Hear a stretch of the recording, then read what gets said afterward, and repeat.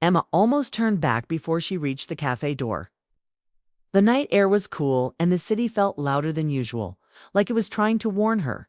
She checked her phone one more time. Daniel's message was still there, short and calm, saying they could go to his place and talk, no pressure. That line stayed with her. It felt honest, and honesty was rare. They had known each other long enough to feel close, but not long enough to feel safe. Months of small moments had built something fragile between them. Long conversations after work. Quiet jokes. Shared looks that said more than words. Nothing had crossed a clear line, yet everything felt close to it. Tonight felt like a step forward, even if neither of them said that out loud. When Daniel arrived, he smiled in the same gentle way he always did. Not rushed, not forced. That smile was why Emma said yes to coming along. They walked together through familiar streets, talking about simple things. Work stories, traffic, a movie Daniel wanted to see. The words didn't matter much. What mattered was the feeling that something was opening. Daniel's apartment was modest but warm. Soft lights filled the room. Books on one shelf. A plant. The place felt like him, quiet, thoughtful, and a little unfinished.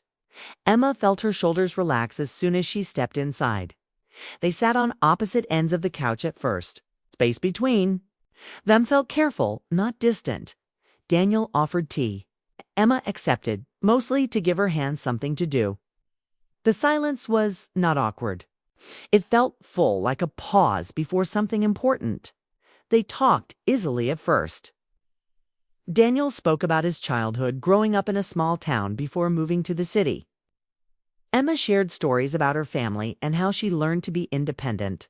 Their words moved fast, like they were trying to catch up with time they had already lost.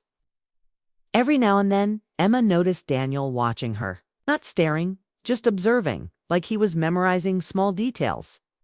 The way she held her cup, the way she paused before answering certain questions. She wondered if he noticed how her voice softened when she spoke to him. As the conversation slowed, the air between them changed. It wasn't silence anymore. It was tension, quiet but strong. Emma felt it in the way her heart beat faster. She wondered if Daniel felt the same pull, the same mix of hope and fear. She stood and walked toward the window, pretending to admire the view. The city lights stretched far, bright and distant. It reminded her how easy it was to feel alone, even when someone stood close by. Daniel joined her, standing just far enough away to be polite. "I'm glad you came," he said softly. Emma nodded. "Me too." Those simple words carried more weight than they should have. She wanted to ask him what he wanted from her, from them, but asking felt risky. Some questions changed things forever. They returned to the couch, closer this time, not touching, but aware. Emma felt the warmth of his presence. She thought about how strange it was that comfort and uncertainty could exist together. Daniel spoke again, his voice calm but careful. "I didn't want tonight to feel heavy." "It doesn't," Emma said quickly. Then she paused. "It just feels important." He smiled at that, but his eyes showed thought, maybe worry. For a moment, Emma imagined what could come next. More nights like this, deeper talks, maybe something more real. The idea scared her, but it also made her feel alive. Then the sound came. A sharp knock on the door broke the moment in two. Emma froze. Daniel's head turned toward the door. The quiet they had built collapsed instantly. The knock came again, louder this time, confident. "Are you expecting someone?" Emma asked, her voice low. Daniel shook his head. "No." He stood, hesitation in his steps, and walked toward the door. Emma stayed seated, suddenly unsure of her place in the room. Her heart raced, not with excitement, but with something closer to disappointment. Daniel opened the door, and voices filled the apartment before Emma could see anyone. Laughter, familiar tones. People who clearly felt at home here. 3 men stepped inside, talking over each other, smiling wide. When they noticed Emma, they stopped for half a second, surprised but curious. "Oh," one of them said lightly, "didn't know you had company." Emma stood and offered a polite smile, even as her chest tightened. She could already feel the shift. The night was no longer just theirs. Daniel introduced everyone quickly.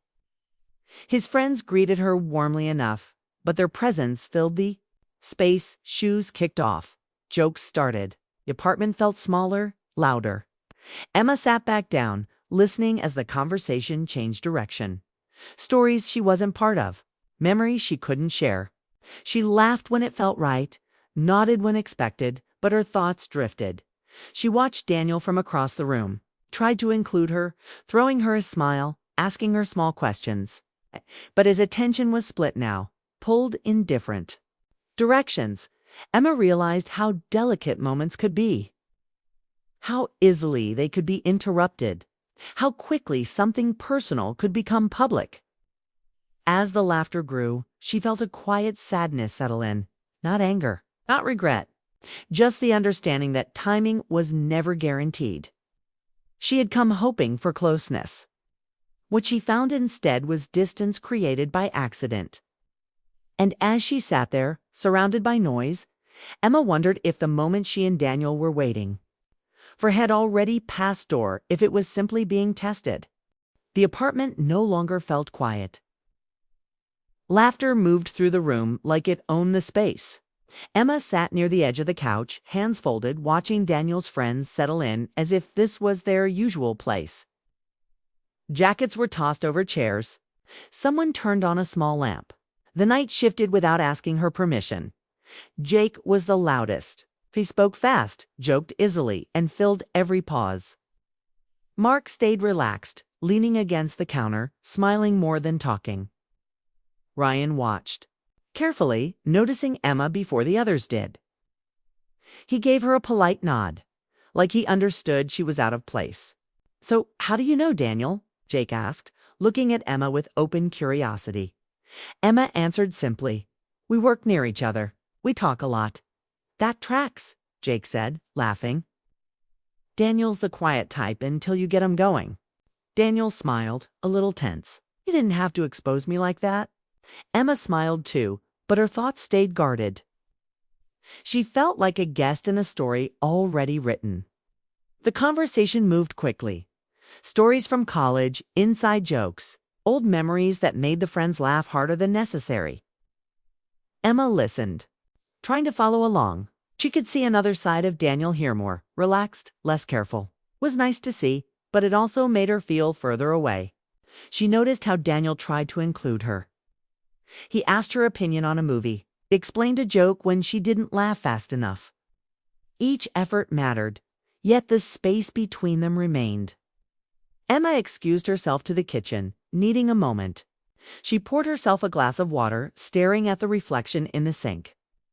The woman looking back seemed calm, but her chest felt tight. She hadn't expected the night to feel like this. Not lonely, but shared in the wrong way. Daniel joined her quietly. "I'm sorry about this," he said. "They don't always text first." "It's okay," Emma replied. "I just wasn't ready." "I wasn't either." They stood there, close but careful. The sounds from the living room reminded them they weren't alone. Emma wanted to say something honest, something that could reset the night, but words felt heavy. Back in the living room, Ryan started a deeper conversation about relationships. He spoke about how people waited too long to say what they felt. Mark nodded in agreement. Jake made a joke, but even he seemed to listen. Emma felt the comment land close to home.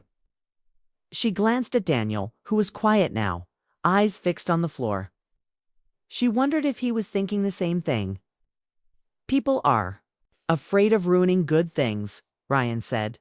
"So they do nothing instead." Emma shifted in her seat. She felt seen, even if Ryan didn't know it. Daniel finally spoke. "Sometimes doing nothing feels safer." Emma looked at him, surprised by the honesty. For a moment, the room faded, and it was just the two of them again. But the moment passed quickly when Jake clapped his hands and stood up. "We need air," Jake announced. "This place is getting serious." The friends stepped onto the balcony, leaving the sliding door open. Cool air filled the room, bringing silence with it.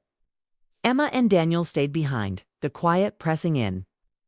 "I didn't expect tonight to turn into this," Emma said softly. Daniel nodded. "Me neither. I wanted it to be simpler." Emma stood and walked toward the window again, looking out at the city. Lights flickered like distant thoughts. She felt tired, not from the night, but from holding back. "Do you ever feel like moments decide things for us?" she asked. "Like we don't choose them, they just happen." Daniel joined her, standing a few steps away. "Yes, and sometimes they leave before we understand them." She turned to face him. "I came tonight because I felt something changing." Daniel met her eyes. His expression was open, but unsure. "I feel it too." Honesty hurt more than silence. Emma swallowed, steadying herself. She didn't want to push. She didn't want to retreat either. From the balcony, laughter returned, louder now. Life moved on, even while they stood still. Emma realized that attraction wasn't always about closeness. Sometimes it was about distance that made everything sharper. She wanted to reach out, to bridge the space, but something held her back. Maybe it was fear, maybe it was timing. Daniel broke the silence. "I don't want you to think this is how I wanted tonight to go." "I know," Emma said, "and I don't blame you." They stood there, both understanding more than they said. The friends came back inside, bringing noise with them. The night continued, but the feeling was different now. The quiet connection had been tested. Emma sat back down, aware of every passing minute. She knew she would remember this night, not for what happened, but for what almost did. Conversation around her grew louder again. Emma wondered if closeness was something people created or something they missed by waiting too long.